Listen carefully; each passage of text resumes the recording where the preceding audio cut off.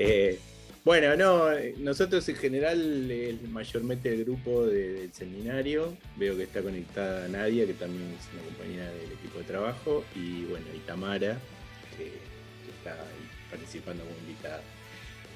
Nosotros, por eso nos parecía que en general no necesitaba gran presentación, porque bueno, Claudia, la mayoría de ustedes ya la han conocido en teorías de la educación, pero en realidad la invitación de Claudia tiene que ver porque es parte de lo que estamos discutiendo digamos, en los contenidos específicos que estamos en estos días tratando, porque además, bueno, muchas de las cosas por lo que ustedes están leyendo y todo, es fruto de un trabajo que venimos haciendo en equipo y que Claudia dirige.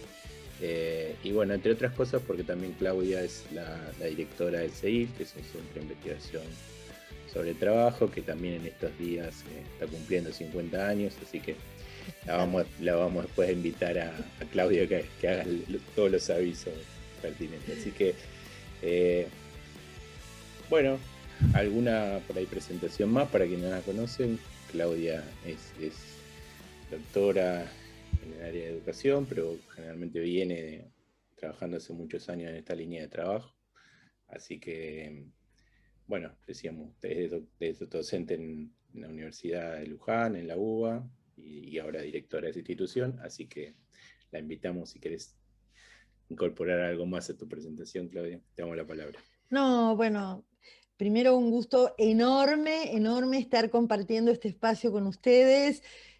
Muchísimas gracias, Marce, un amigo, acá hay muchos amigos, y Marce con quien compartimos, bueno, eternos años, digamos, trabajando en forma conjunta y que Marce esté coordinando este seminario y en el marco de esta área tan importante, tan relevante para la carrera, ¿no?, de educación, realmente es un lujo, ¿sí? Un lujo. Así que yo agradecida por compartir este espacio y porque podamos, nada, sobre todo intercambiar, ¿no? Intercambiar todos los saberes, algo pude escuchar, pero que fueron planteando y de lo más pertinentes, digamos, entrando en clima respecto a qué nos convoca hoy en un espacio que, bueno, que va a tener una exposición, pero me gustan las exposiciones también dialogadas, con lo cual, obviamente, espero que haya intercambio, que se animen, ¿sí? Yo soy profe de la universidad, ustedes saben, hace muchos años, digamos, como 30, ya no sé cuántos. Entré desde muy jovencita, quiero aclararles, ¿no? Por cualquier cosa. Eh, pero bueno, mi corazoncito está en la Universidad de Luján, quiero decirles, por más que la vida me ha llevado también a, bueno, dedicarme a la investigación científica y específicamente a hacer todo un desarrollo, digamos, como investigadora, becaria, investigadora y ahora en la dirección del Centro de Estudio. ¿Cómo? ¿Hola? ¿Se escucha? Sí. ¿Sí? Hoy día, digo, como decía Marce, en el Centro de Estudios e Investigaciones Laborales, que es una unidad ejecutora de dependencia exclusiva del CONICET, que es el Consejo Nacional de Investigaciones Científicas Tecnológicas, que hoy más tiene más prensa, ¿no? Capaz que hace años decíamos, bueno, ver a esos científicos de laboratorio, ¿no? Con el guardapolvo blanco, bueno, no porque tenga nada contra el guardapolvo blanco, pero en realidad somos cientistas sociales, ¿no? Somos cientistas sociales, no estamos en los laboratorios, la peleamos desde adentro también por un lugar protagónico de las humanidades y las ciencias sociales y la educación, quiero decir, en el marco del CONICET, ¿sí? Pero no me quiero extender en esto. La propuesta y la convocatoria para el día de hoy es poder pensar colaborativamente en una temática que en realidad y lamentablemente está poco trabajada en las carreras de educación, quiero decir, eh, que es la problemática del proceso de trabajo, digamos. A ver, más allá incluso de los enfoques críticos, de las pedagogías críticas en las cuales nos inscribimos, ¿no? El proceso de trabajo aparece subalternizado. Y ¿saben qué? Yo históricamente, y voy a hablar de una experiencia personal, digamos, yo estudié hace ya muchos años, digamos, cuando me gradué en la UBA. Pues bien, mi primer trabajo fue en una escuela técnica privada de fábrica. Y yo la verdad poco sabía de qué se trataba, porque era una escuela técnica bastante particular, porque en realidad dependía de lo que era SEGBA, fíjense los años, ¿no es cierto? O sea, antes de la privatización. eh, y bueno, pues había un fuerte protagonismo del sindicato y de la empresa, digamos, ¿no? La empresa, la escuela dependía de un área de recursos humanos, entre comillas, así denominado, no porque asuma esa denominación, pero pues bien, me encontré con un mundo diferente y que nada tenía que ver con el tipo, digamos, de escuela, ¿no? Que uno de alguna manera pensaba a lo largo de la carrera, ¿no es cierto? Esto de pensar más allá de la escuela es una apuesta importante. Y pensar más allá de la escuela no significa no pensar en el trabajo, porque obviamente pensar en la escuela es pensar, sin lugar a dudas, en los trabajadores y las trabajadoras docentes, eh, en general lo digo, ¿no? A los equipos directivos, a los y las educadoras. Pero claro está, cómo develar ese proceso de trabajo que está oculto, que está como supuesto. Con lo cual, hay un título que yo le puse a esta exposición que se llama Hacia una pedagogía crítica del management. Y justamente, ¿por qué el management? ¿Por qué pedagogía crítica? Vamos a partir un poco de desarmar ese título, ¿no es cierto? Ay, gracias, Marce. Vas a compartir pantalla. Bien, me va a ayudar. Ahí está. Bueno, ahí estamos en la 9. Para, andate para arriba. Eh, esa pedagogía crítica del management. La centralidad, y por aquí lo dijeron algún compañero que escuché ahí de refilón, ¿no es cierto? ¿Qué pasa con esta idea del management? ¿Qué pasa con la centralidad de las doctrinas del management? ¿Es un tema de localía de las filiales de las grandes corporaciones radicadas en Argentina? ¿O en realidad es todo digamos, una doctrina? ¿Hola? ¿Me escuchan? Sí. Ah, una doctrina, podríamos decir, política, ideológica, que trasciende, ¿no es cierto?, las fronteras y que se juega en el propio orden global capitalista. El management y la filosofía del management da mucha letra para poder pensar desde una pedagogía crítica qué elementos están jugando en términos de las grandes corporaciones, ¿no? Pero también en múltiples espacios de trabajo. Yo quiero decir que desde las investigaciones que venimos realizando, y tal vez sea un sesgo, pero también fue una elección pensada históricamente, eh, y en algún momento cuando hice el doctorado, ya hace varios años, fue una duda, decir, claro, una pedagoga que no mira escuelas, que mira fábricas, que mira sindicatos.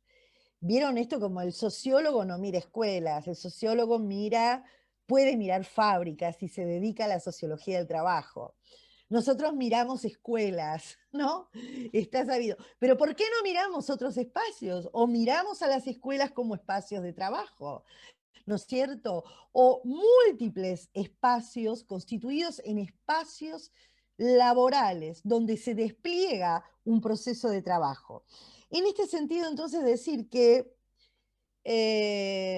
esta filosofía del management que no quede reducida simplemente a una empresa aislada, a una filial de una gran corporación aislada, sino más bien que tiene una potencialidad en el tema de generar acciones de legitimación social de las políticas corporativas empresariales,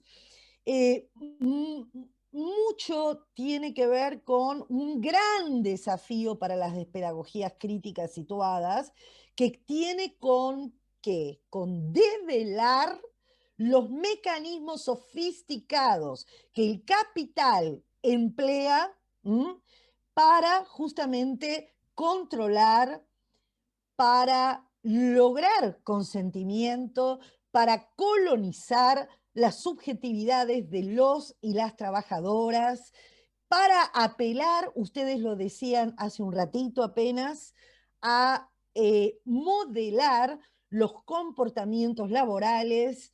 Y esto se hace tras, podríamos decir, que mecanismos complejos, mecanismos sofisticados. Y el capital, cada vez que avanza, en realidad sofistica cada vez más esos mecanismos.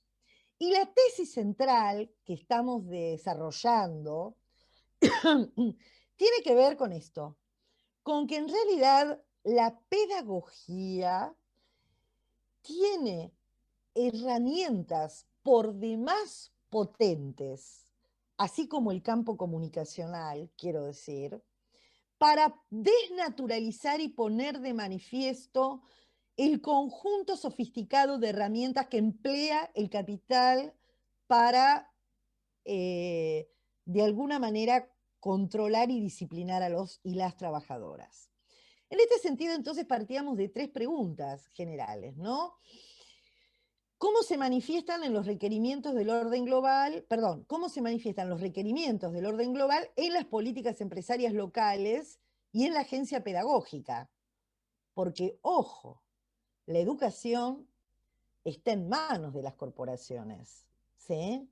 La educación, las grandes corporaciones y los ideólogos en las grandes corporaciones, el alto management y un ejército de profesionales y de consultoras actuando en las grandes corporaciones, no se quedan atrás con las lecturas y los instrumentos que proveen las pedagogías justamente por su potencialidad para recontextualizar, transmitir, trasvasar, evaluar a tiempo real aquellas, lo que hemos denominado en algún momento currículum oficial corporativo, ¿sí?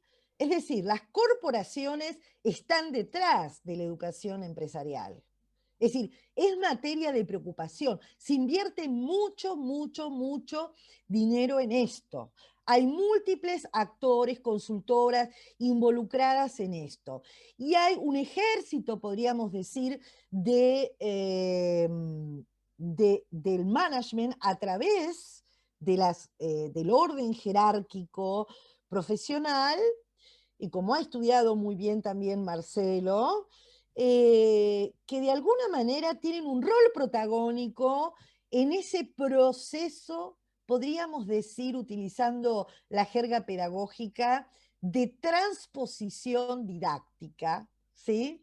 De los principales valores, sentidos, que conforman, esos nudos de sentido que conforman lo que podemos llamar como un currículum oficial empresarial. Entonces, esos requerimientos del orden global, sin lugar a dudas, se manifiestan en políticas empresarias locales y en la agencia pedagógica local. Con esto quiero decir que, claro está, y si quieren un sesgo de la investigación, hemos puesto históricamente la lupa, el foco de las investigaciones en grandes corporaciones transnacionalizadas, adrede. Consideramos que en realidad son un gran laboratorio de aquellas políticas que luego se expanden a múltiples espacios laborales.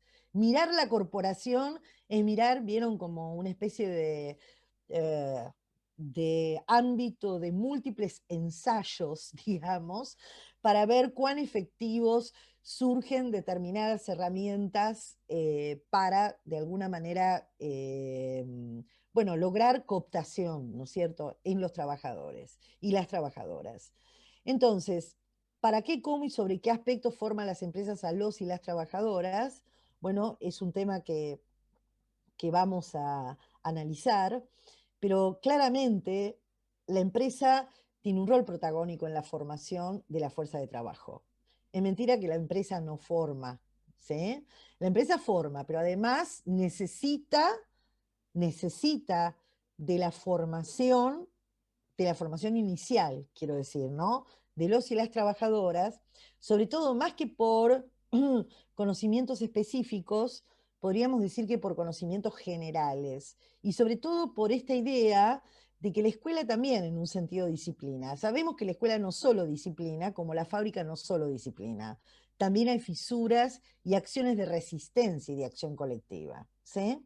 Pero hay un elemento de disciplinamiento que se juega y que, bueno, pues las empresas aprovechan en este sentido. Pero también es verdad que las grandes empresas incluso prefieren a veces incorporar a jóvenes trabajadores y trabajadoras con un conocimiento técnico básico, digamos, para de alguna manera avanzar en modelar esos conocimientos en función de los requerimientos del capital situado, ¿no? Dependerá esto del sector, de la empresa de que se trate, del área de actividad económica, obviamente, y del sector en el cual se incorpora la persona, el trabajador.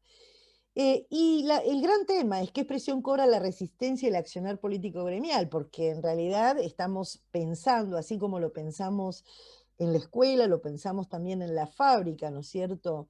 Que hay una dialéctica compleja entre las condiciones de opresión y las lógicas de opresión y las acciones de resistencia y de acción colectiva, digamos. No obstante, es decir, a mí hace muchos años me hicieron una pregunta, es decir, ¿para qué diablos estudiar cómo el capital domina si ya sabemos que domina? El tema es que el capital domina no siempre de la misma forma. Y justamente, y ya hace muchos largos años, el capital domina sirviéndose de la educación empresarial. ¿Sí? El capital domina aprendiendo determinadas conceptualizaciones y haciendo las herramientas efectivas para dominar a la clase obrera. Y en este sentido, entonces, pensar en cómo el capital controla es pensar que el capital controla siempre, pero hay que ver cómo controla en determinadas fases del desarrollo productivo. De igual forma, cómo se juega la resistencia de los trabajadores y las trabajadoras, si es en términos individuales, si es en términos colectivos, qué papel juegan las comisiones internas de delegados, si en realidad estas son acciones que disputan, digamos, el orden establecido y las políticas corporativas, o bien en realidad tienen que ver más con condiciones de trabajo, por cierto, y en la pandemia mucho más agudizadas, y de intensificación del trabajo humano, de disponibilidad plena y de control, ¿no? Cada vez más sofisticado, ya sea en presencia, en aquellos ámbitos donde las personas, los trabajadores y trabajadoras se desplazan, como también en el teletrabajo, ¿sí? Que sería todo un ámbito a, a- digamos, a referirnos que sería un capítulo, una capítulo aparte, digamos, ¿no es cierto?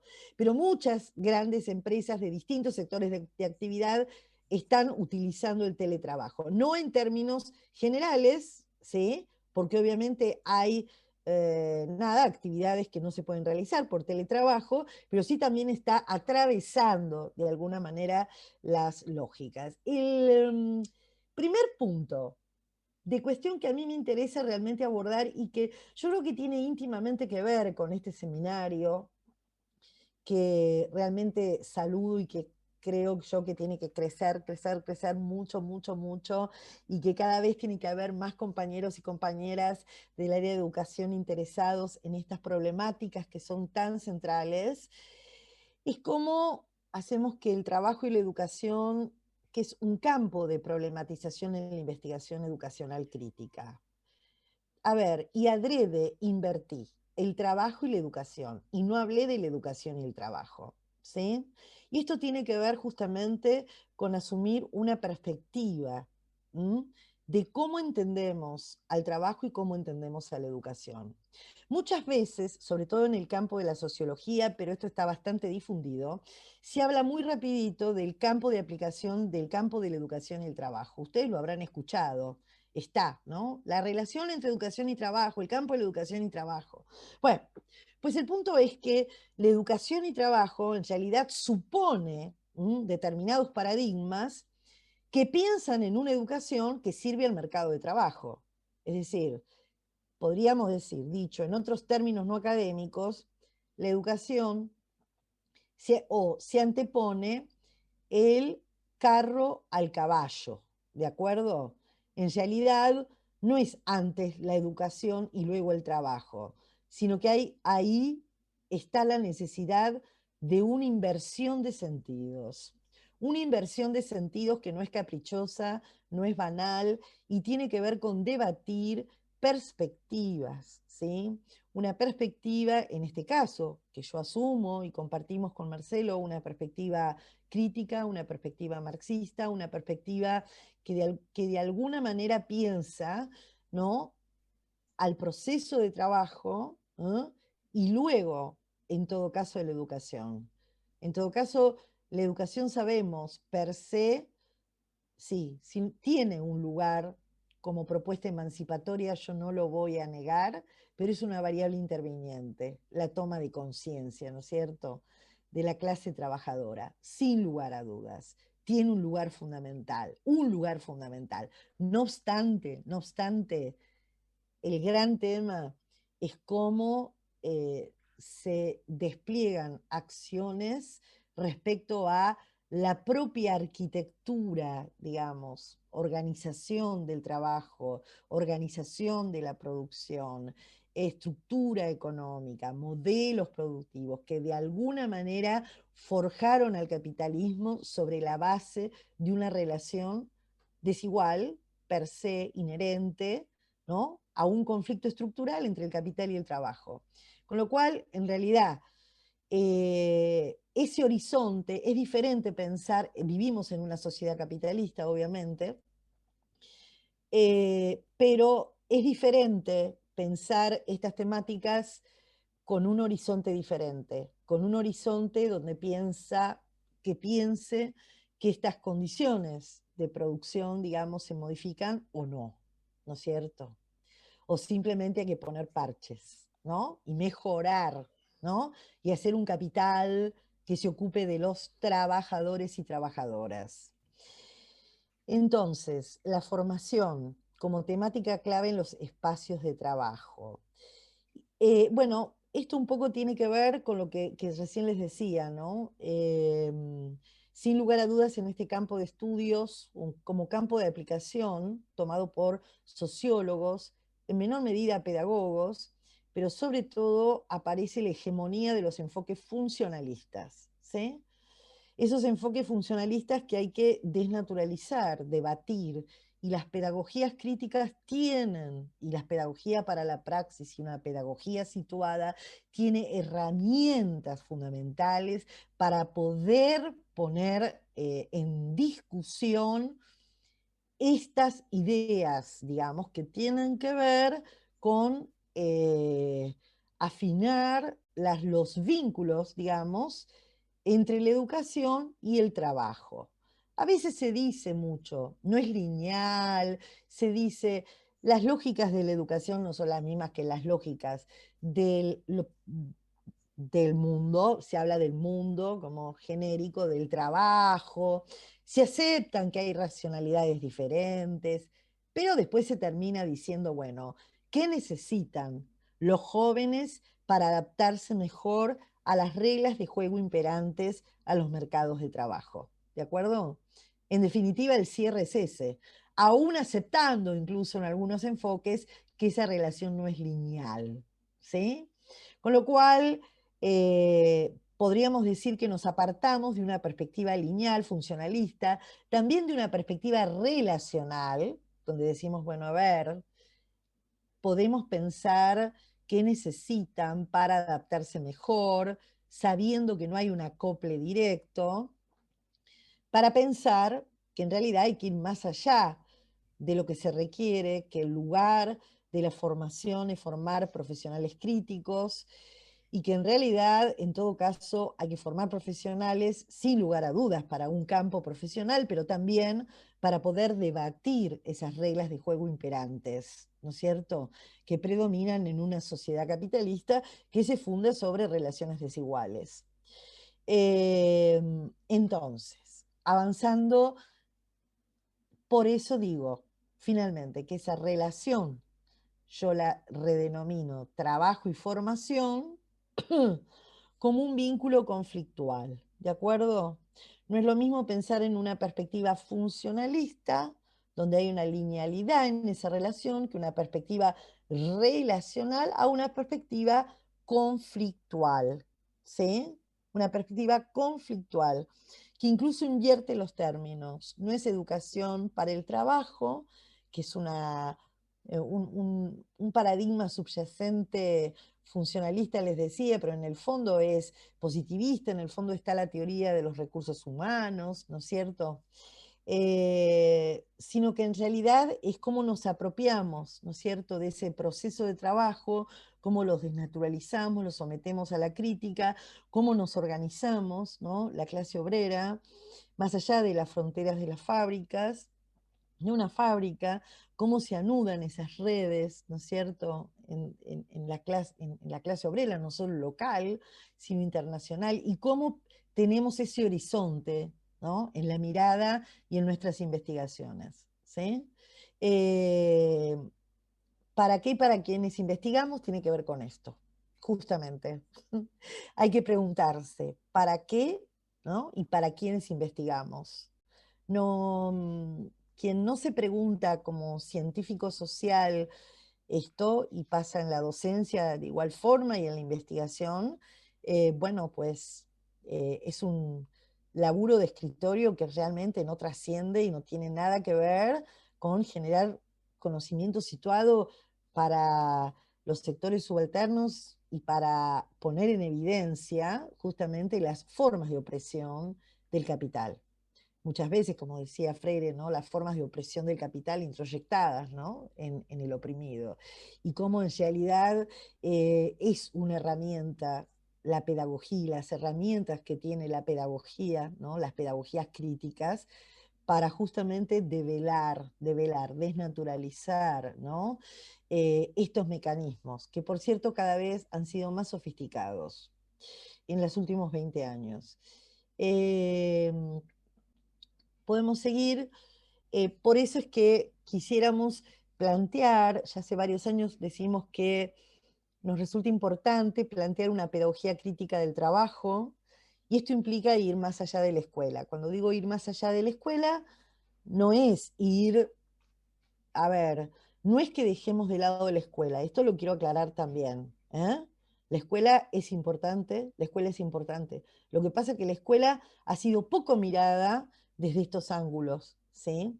Ahora, hay que ampliar la mirada también. Y ampliar la mirada significa que una educación comprometida con la clase trabajadora también tiene que comprometerse con poder pensar y desnudar, digamos, desnaturalizar los procesos complejos que se juegan en términos de proceso de trabajo en múltiples espacios laborales. Y de igual forma, ¿qué es lo que se juega en la escuela en todo caso? Es así que, entonces, anteponemos y decimos que, así como hablamos de trabajo y formación, hablamos de proceso de trabajo y formación de los y las trabajadoras. Digo, el proceso de trabajo implica desanudar una estrategia de capital que implica poder pensar eh, cómo son asignadas tareas, funciones a los trabajadores en el marco de un proceso técnico de trabajo que involucra un conjunto de operaciones técnicas eslabonadas, ¿no es cierto?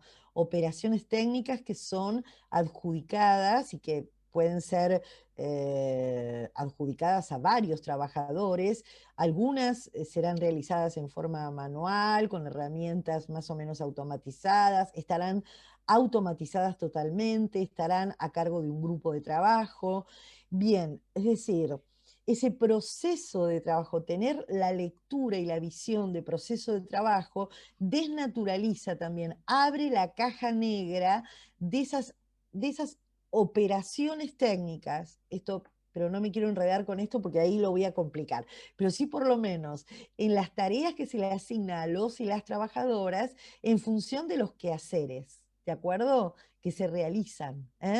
¿Cómo hago para convertir harina en pan? Bueno, para convertir harina en pan tengo que realizar una serie de operaciones técnicas. ¿Cómo se hacen esas operaciones técnicas, digamos? Bueno, a partir de trabajadores, medios de producción y formas de organización. ¿Cómo se asignan esas operaciones a los trabajadores? En forma individual, en forma colectiva, tecnificando, organizándose de una u otra forma. Entonces, lo que acá decimos es que pensar en este sentido o en esta línea de trabajo implica que es importante pensar en varios niveles a la vez. Yo poso la mirada en un proceso de trabajo determinado, en una fábrica, vamos a decir, por ejemplo, estoy estudiando, pero en realidad esa fábrica como filial de una corporación transnacional, en realidad tributa, ¿no?, a una casa matriz localizada en determinado país. Hay múltiples filiales, de pronto situadas en múltiples regiones. Hay que ver dentro de la División Internacional del Trabajo para determinadas corporaciones qué papel se le asigna a determinadas filiales, ¿no es cierto? Esto nos ha pasado en la década de los 90, por ejemplo, con múltiples plantas, perdón, que cerraban, muchas de las cuales se iban a Brasil directamente. O recuerdo cuando se cerró, y esto Marcelo lo sabe muy bien, mucho mejor que yo, la fábrica, la fábrica sí, de motores, ¿no es cierto?, en la Ford. O bien el desguace literal, y esto fue muy estudiado en múltiples actividades productivas de los sectores de mantenimiento que fueron literalmente arrasados, terciarizados, sectores de mantenimiento que eran un ámbito, un espacio donde se desarrollaban jóvenes y a veces no tan jóvenes, con una experiencia, un conocimiento experto importante técnico, ¿sí? Bueno, hubo todo un desguace de ese mantenimiento, quedando, no voy a hacer un desarrollo inextenso sobre esto, pero quedando ciertas cuestiones del mantenimiento ligadas a la propia línea de producción, ¿no es cierto? Pero bueno, lo que decía es que hay una convergencia de niveles de análisis, o sea, no podemos perder de vista el árbol y el bosque, ¿no? Que acá conjugan múltiples dimensiones, ¿no? Implican múltiples lecturas. Sin embargo, cada vez estoy más convencida, cada vez estoy más pedagoga, más allá de que haya pasado parte de mi trayectoria mucho trabajando con sociólogos y con sociólogos del trabajo. Es más, algunos piensan que soy socióloga y así me presentan a veces, pero digo, no, soy pedagoga y cada vez soy más pedagoga porque en realidad el problema es que, a ver, acá hay que conjugar una serie de saberes de distintas disciplinas, pero la educación, la pedagogía, tiene herramientas por demás fundamentales para poner de manifiesto la estrategia del capital. ¿De acuerdo?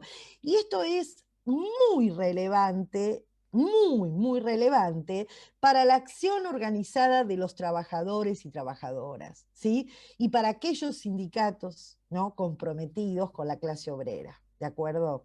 Porque también sabemos que hay sindicatos que en realidad, como hemos leído, ¿no? Una fuente importante que leemos, los convenios colectivos de trabajo, muchos de ellos su primer apartado dicen, aceptamos las reglas de juego imperantes en la empresa tal, ¿no es cierto? Nos adaptamos y nos comprometemos, tenemos un alto compromiso social en que las tareas se relacionen con alta colaboración.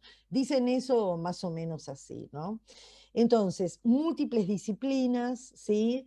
Que convergen, ¿de acuerdo? Por eso el trabajo interdisciplinario y transdisciplinario viene muy bien, digamos, viene muy bien. Y es verdad que implica toda una formación adicional. Por eso digo, cada vez más la carrera debiera incluso transversalizar estos contenidos y que haya más asignaturas que se ocupen de esto. Estamos hablando en el plan de estudios de Luján, pero en el ciclo, digamos, ayúdame, Marcé, es en el ciclo general, no en las, porque esto lo tenemos en las orientaciones, ¿no es cierto? Están en las orientaciones. Claro, sí, este semestre está en la orientación de adultos. Claro, sí, sí, está en la educación de adultos, pero quiero decir, no reenviamos a una asignatura, más allá de que nosotros compartimos con Marcelo otra asignatura, que es Teorías de la Educación, que uno diría, bueno, ¿qué tiene que ver con esto? Bueno, para nosotros tiene mucho que ver con esto, de hecho lo hacemos jugar, pero convengamos, no es una, a ver, está transversalizada, digamos, por el perfil de la asignatura.